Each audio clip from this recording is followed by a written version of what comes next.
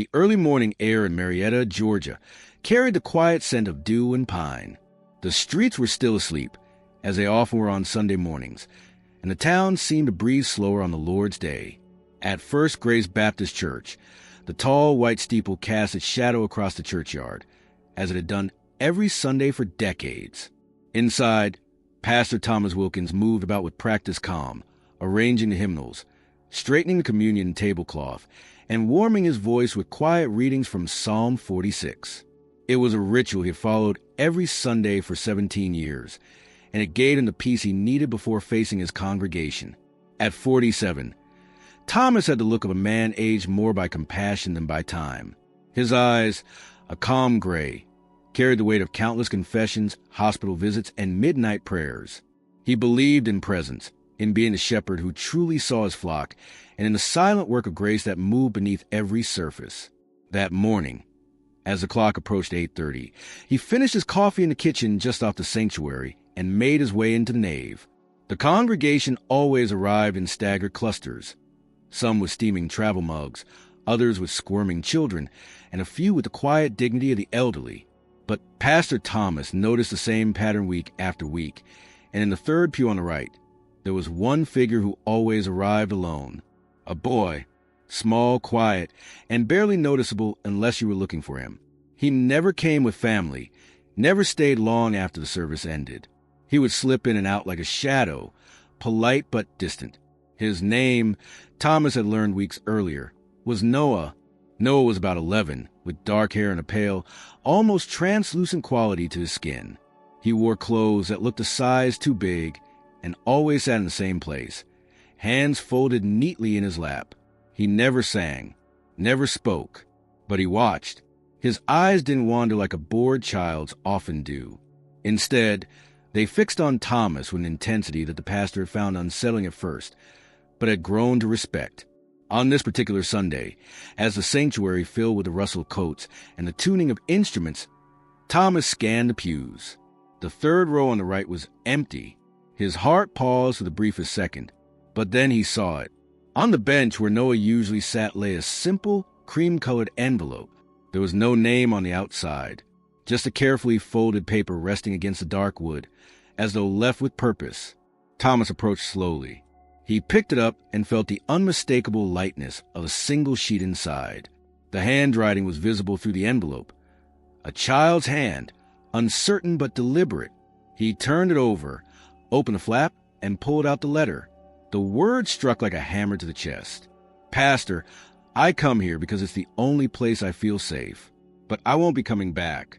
I thought maybe God would hear me here, but I'm still alone. I'm sorry." Signed, simply, Noah. The sanctuary, still buzzing with pre-service chatter, seemed to fall into silence in Thomas's ears. The sound around him, footsteps, music, laughter, melted into a low hum as he stared at the page. His hands trembled slightly, and for a moment he forgot to breathe. He looked around. The musicians were just beginning their warm-up. The associate pastor stood near the altar, waiting for his cue. A young mother struggled to settle her toddler into the pew behind him, but none of it mattered. Not now. He folded the letter and placed it in his breast pocket. Then, without a word, he descended from the pulpit and walked slowly to the center of the sanctuary. "Excuse me," he said, his voice steady but low. "May I have your attention, please?" The room quieted. A few people turned their heads. Then more. "I need to do something I've never done in this church before," he continued. "I need to cancel the service." A murmur rose. Confused glances were exchanged. Someone coughed, but no one spoke. "There's a boy named Noah. Some of you may have seen him. He's been coming here for several weeks. Alone, quietly. He left a letter this morning, and I believe he's in trouble. I can't go on preaching, singing, or pretending that everything is fine when I know one of our own is crying out." He paused, letting the words settle. "I don't know where he is, but I intend to find him. And if any of you are willing to help, I'd welcome it." Silence. Then, slowly, one by one, people began to stand. Not everyone, but enough. A teacher from the middle school, a woman from the choir, an older man who usually sat near the back. No one asked questions. No one needed to. They saw the look in Pastor Thomas's eyes and knew this wasn't drama. It was real. And so, for the first time in nearly 2 decades, First Grace Baptist did not hold its Sunday service. Instead, its congregation went looking for a boy who would come to church hoping God would hear him, and who, in his silence, had finally been heard. The door to Pastor Thomas Wilkins' office closed with a quiet thud as he stepped inside. The letter from Noah still pressed against the fabric of his shirt. The service was over before it began, and the sanctuary now stood in a stunned hush, with only the occasional murmur of those who had stayed behind to ask what was going on. He didn't stop to explain further. He needed a plan. He needed direction. But mostly, he needed to think clearly, and the weight of the letter burned like a brand against his chest. He sat at his desk, unfolded the letter again, and read it in silence. The words didn't change. The desperation in the pen's strokes was still there. Too neat to be scribbled, but trembling, as if Noah had written it with the last bit of courage he had left. There was no address, no last name, no clue beyond the faintest emotional fingerprint etched into each sentence. The pastor leaned back and closed his eyes, reaching for clarity in the dense fog of concern clouding his mind. A knock interrupted the stillness. It was Angela McCarthy, the church secretary, clutching a notepad and her reading glasses, which were half slid down her nose. "Pastor, do you have a minute?" He nodded without a word. "I've been thinking. Noah's been coming for a while now, right?" she said, walking in and closing the door behind her. "Always sits in the same place. Comes alone. Doesn't talk much." "That's right," Thomas said, voice quiet. "Well, I remembered something. 2 weeks ago, I saw him walk out after service and head across the street toward the gas station. I thought it was strange, but I didn't think much of it until now." Thomas sat forward. "The one on Pine Street?" "Yes, the one with the red awning. The woman who runs the register there. Her name's Rosa. Maybe she's seen him." The next 5 minutes were a blur. Thomas grabbed his coat, the letter safely folded in his pocket once again, and made his way across the quiet street, accompanied by Angela and a deacon named Robert who had insisted on coming along. The church bell echoed a single chime from the tower behind them, 9 o'clock in the morning. They walked in silence, their footsteps crunching over scattered leaves. Inside the gas station, the fluorescent lights buzzed overhead, and the scent of coffee and motor oil filled the air. Rosa stood behind the counter, flipping through a magazine with a look of boredom that melted the moment she saw Thomas approach. "Pastor Wilkins," she greeted him with a surprised smile. "You don't usually stop in here on Sundays." Thomas offered a soft smile in return. "Rosa, I need to ask you something. It's important." She straightened immediately. "Of course. What is it?" "There's a boy who comes to our church. About 11 years old. His name is Noah. He comes alone. Do you recognize him?" Rosa thought for a moment. "Skinny kid? Dark hair?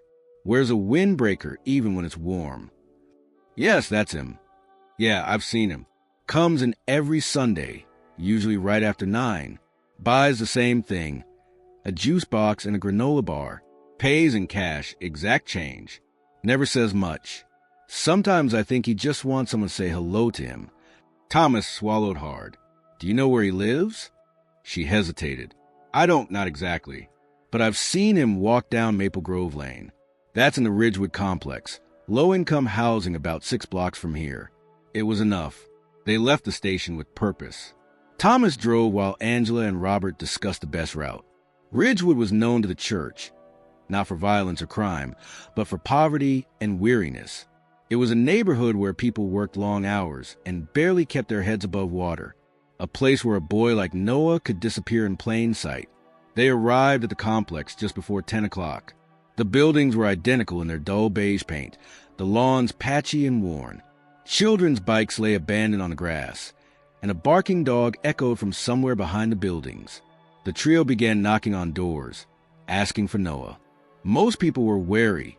Some didn't answer, but eventually, a man pointed them toward a building near the end of the lot.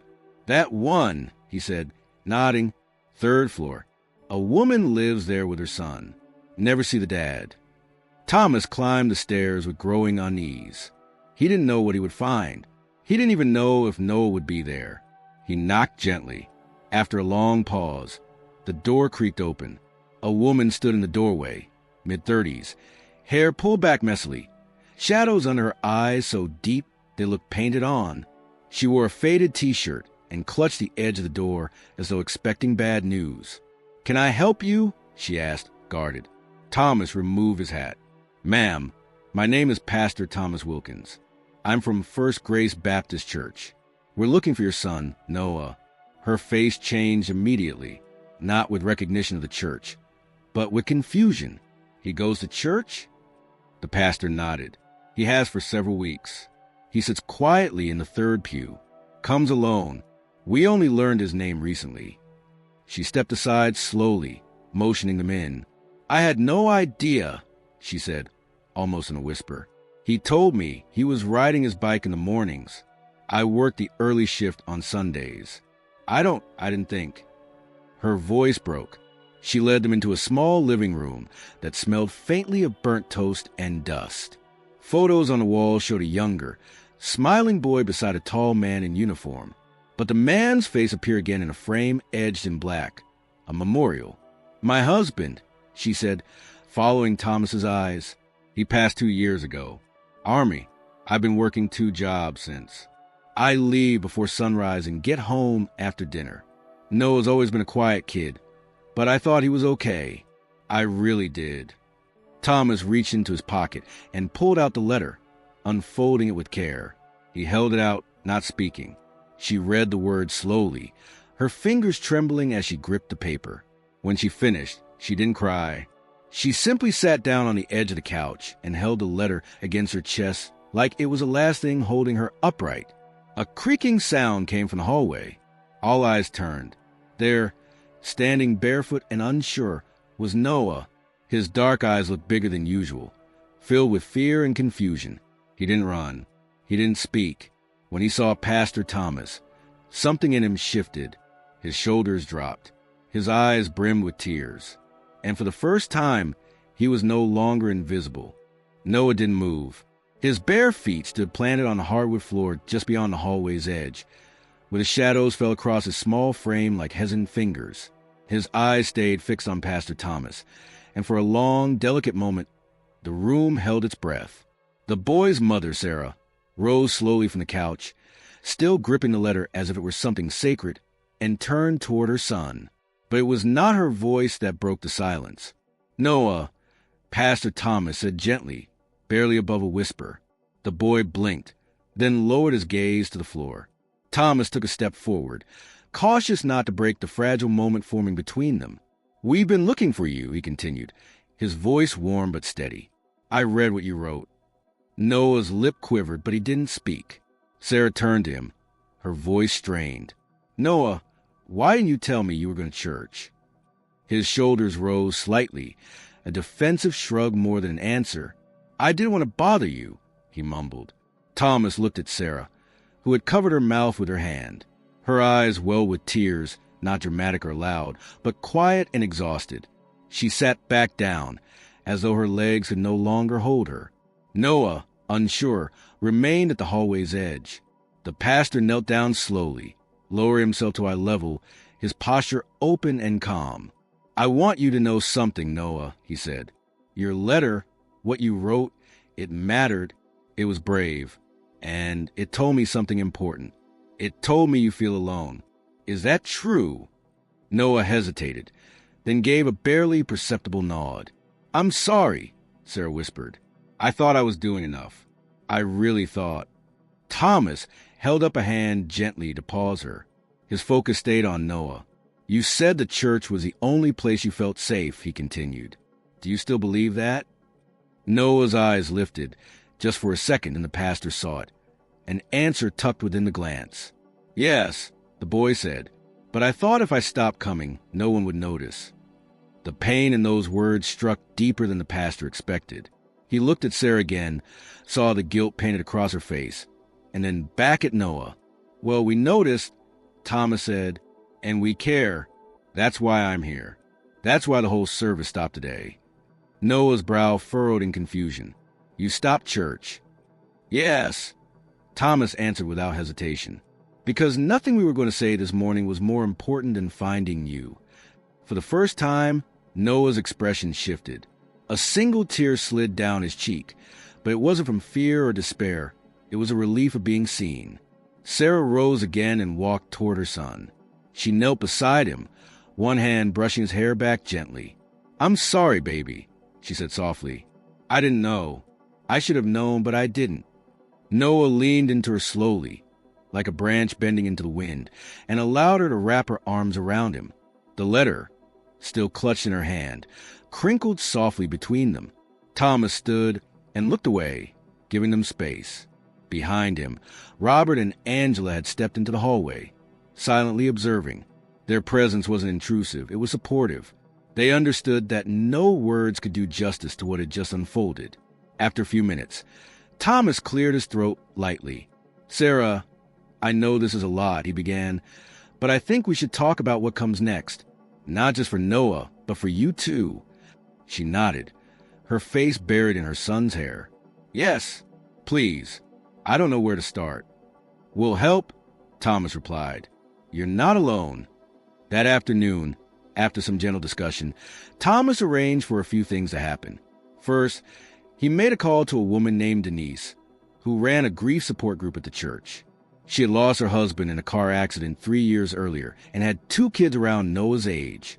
She agreed to meet with Sarah the next day. Then he contacted Michelle Lewis, a licensed counselor the church partnered with, and booked the earliest session available for both mother and son. Thomas knew grief didn't move in straight lines. It buried itself in quiet corners and schedules too full to grieve, in silences mistaken for strength. Sarah had been surviving, but Noah had been disappearing. By evening, Sarah agreed to let Thomas drive him back to the church, not for a service, but to walk through the space again with Noah. She had never seen the sanctuary, had never stepped foot inside since her husband's funeral at another church miles away. But when they entered and she saw the third pew on the right, something in her shifted. Noah walked ahead of them and sat down in his usual place.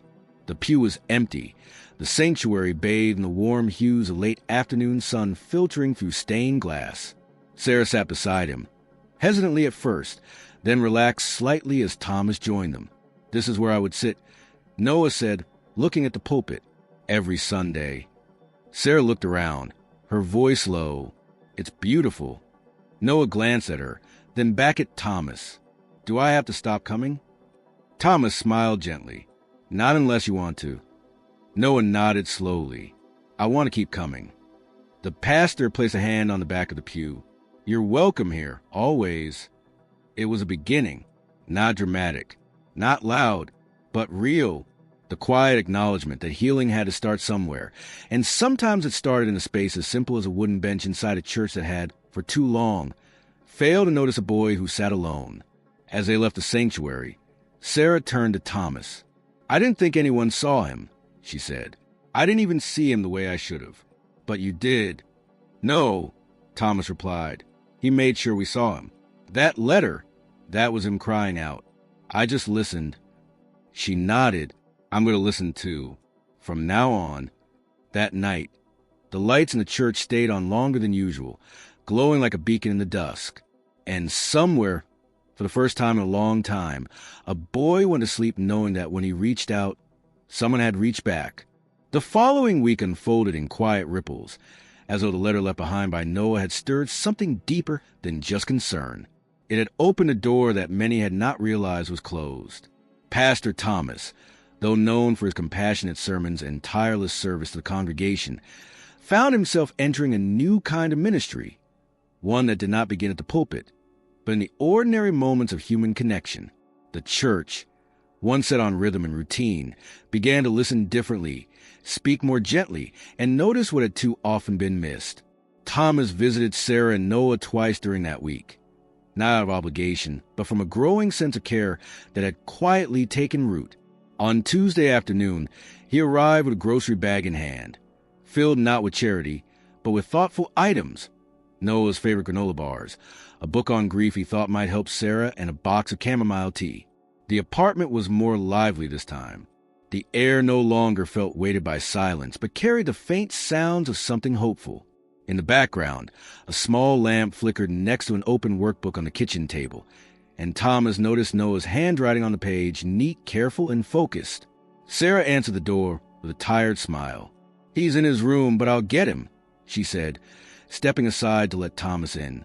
He waited in the modest living room, where the television played softly without sound and a folded blanket rested on an armrest of the couch.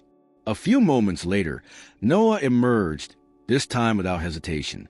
He wore a clean shirt, and his hair had been brushed, a small detail, but one that spoke volumes. "Hey, Pastor," he said shyly. "Hi, Noah. I brought some snacks for you, and I was hoping we could talk, if you're up for it." Noah nodded and sat beside him. There was no urgency in Thomas's voice, no probing questions, just presence. It was that stillness, that unspoken understanding, that allowed Noah to open up slowly over the course of the next half hour. He didn't speak much about the letter. That moment had passed, and Thomas didn't ask him to revisit it. Instead, they talked about school, about how math was hard and reading was easier, about how recess wasn't fun anymore because he didn't have anyone to sit with, about his dad, whose photo still sat on the end table next to the couch, and who, Noah admitted, used to take him for walks in the evening and tell stories that always ended with laughter. Sarah listened from the kitchen, her hands washing dishes automatically, her ears straining to catch every word without intruding. It wasn't that she hadn't cared before. It was that she hadn't known how to ask the right questions or had the space to hear the answers. Now, with Pastor Thomas guiding the conversation like a steady hand on a trembling wheel, she realized just how much had gone unspoken between her and her son.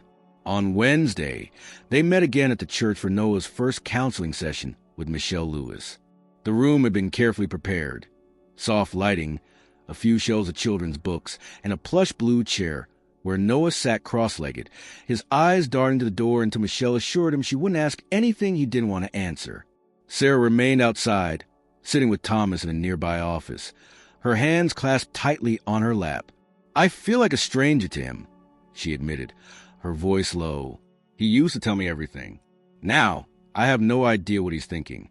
"He's grieving," Thomas replied gently. "And so are you. But grief is different for everyone. It doesn't come all at once. Sometimes it's quiet, like a fog. Sometimes it hides behind silence." Sarah nodded, brushing a strand of hair behind her ear. "I think I got used to pretending everything was okay. I thought if I just kept moving, kept working, it wouldn't hurt as much. But I guess that doesn't work for kids. It doesn't really work for adults either," he said with a soft smile. She gave a short, dry laugh. "No, I guess not." The session lasted about 45 minutes. When Noah stepped out, his expression was neutral, unreadable. Michelle followed behind with a reassuring nod and said she'd like to see him again next week. Noah didn't protest. In fact, he asked if he could return earlier. Afterward, they walked through the church garden, the late afternoon sun casting long shadows across the stone path. Flowers had started to bloom again, some planted by the children's ministry weeks before Easter, others wild and unexpected, growing in corners no one had noticed before. Sarah and Noah walked side by side, not holding hands, but close enough that the space between them felt fuller, more meaningful. By Friday, something remarkable began to happen. Word of the canceled service and the reason behind it had spread throughout the congregation and beyond, not in the form of gossip or scandal, but as a quiet call to awareness. People began approaching Pastor Thomas with stories of their own. Fathers who felt invisible to their children, teenagers who had silently stopped praying, elderly women who hadn't had a real conversation in months. It was as though Noah's letter had given others permission to admit they, too, had been feeling forgotten. In response, the church created something new, a time set aside before each Sunday service for silence and reflection. No music, no announcements, just 15 minutes of stillness, a sacred pause to remind everyone that some of the loudest cries were the ones never spoken aloud. That Saturday evening, Thomas sat in his office preparing his message for the next day. The letter from Noah remained pinned to the corkboard beside his desk. Not as a trophy, but as a reminder. He had decided not to preach about doctrine or tradition, but about presence, about what it meant to see, really see, someone, to hear what was not being said, to stop long enough to care before it was too late. He paused, lifted his pen, and underlined the first line of his notes. There are sermons we prepare, and then there are the ones we live. Down the hallway. The sanctuary lights flickered on automatically, illuminating the same pews, the same stained glass, the same wooden floor that had echoed countless footsteps. But something had changed. On Sunday, those seats would not just hold bodies. They were whole hearts made newly aware of the unseen, the unheard, and the deeply human ache to be known. And this time, when Noah returned his pew, he wouldn't sit alone. Sunday arrived with quiet sort of anticipation, the kind that did not announce itself loudly, but settled into the bones of the church long before the first parishioner stepped through its doors. The sanctuary, still and warm in the golden light of early morning, carried the faint scent of wood polish and the subtle fragrance of lilies left over from the last funeral service. It was the kind of morning that asked for presence, not performance. And Pastor Thomas Wilkins, seated alone at the front row with his hands folded in his lap, could feel the shift that had been coming all week. This was not going to be a typical service. He had known that the moment he read Noah's letter, but the full gravity of what was changing only now began to settle in. He looked out across the empty pews, lingering for a moment on the third row from the front, right side, the place Noah had once claimed without fanfare, his presence barely a whisper. Today, that spot would no longer be a hiding place. Today, it would become a seat of testimony. By 8:30, the congregation had begun to arrive. But unlike other Sundays, they did not rush in with coffee cups and hurried smiles. They walked slowly, deliberately, as if the silence Thomas had introduced a week before had taken root in their behavior. There was less chatter, fewer phone checks, no anxious flipping through bulletins. Instead, the sanctuary filled with people who begun to understand that holiness was not always loud, that sometimes it was a quiet that saved lives. Sarah and Noah arrived just before 9, walking side by side at the front steps. Sarah wore a modest dress, her shoulders straighter than they had been a week before. There was a softness in her expression that hadn't been there before, less weight, more resolve. Noah wore a collared shirt and jeans, and in his hand he held a worn paperback copy of Charlotte's Web, a gift from the church library, one he had chosen himself. When they stepped into the sanctuary, several heads turned, not out of judgment, but with curiosity and kindness. Noah did not flinch. He saw Pastor Thomas near the altar and gave a shy wave. The pastor smiled in return, his heart full. They took their usual seat, third row, right side, but this time Sarah sat beside him, her hand resting lightly on her son's shoulder as he opened his book and ran his fingers over the pages. Not reading yet, just touching. At 9 o'clock sharp, Thomas rose from his seat and approached the pulpit. He didn't bring his usual binder of notes.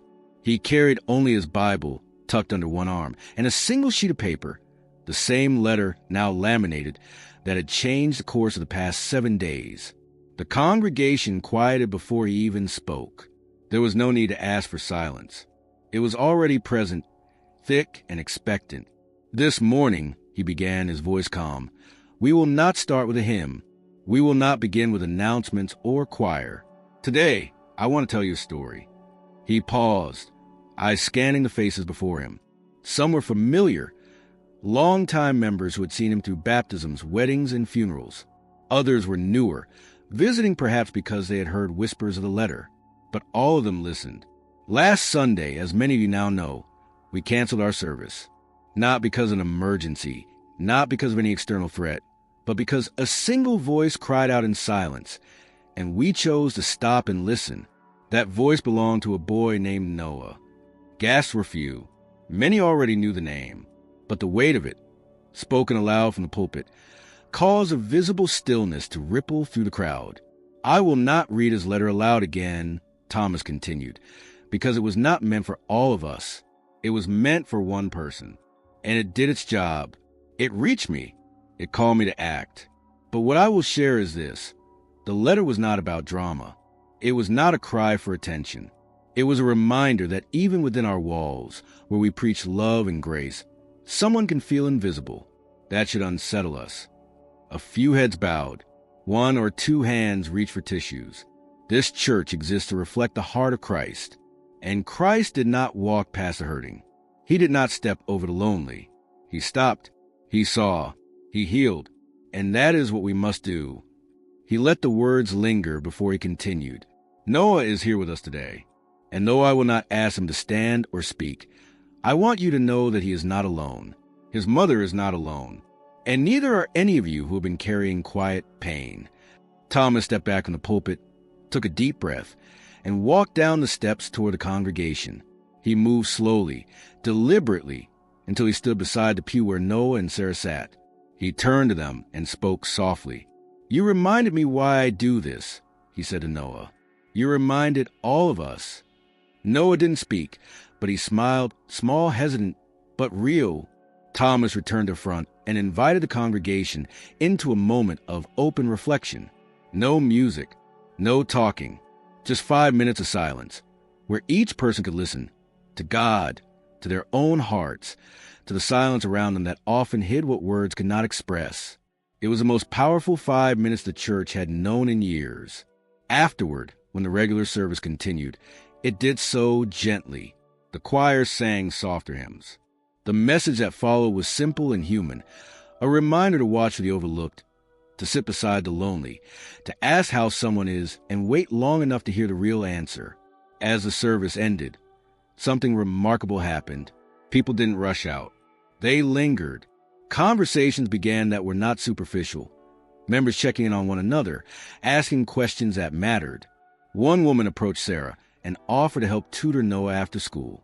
A retired man offered to take Noah fishing on weekends.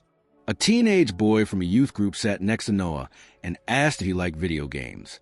In just minutes, the third pew became a gathering place, a seat of connection. By noon, the sanctuary was no longer filled with rows of strangers. It was alive with warmth, with community, with something deeper than fellowship. It was filled with understanding. And as the doors finally closed behind the last lingering guests, Thomas stood by the pulpit once more, watching as Noah helped his mother gather her things. Before they left, Noah turned back and walked up to the pastor. I'm glad I came back, he said quietly. So am I, Thomas replied. And with that, a boy who had once tried to disappear walked confidently out of church, not alone, not unnoticed, but surrounded by a faith community that finally knew how to listen.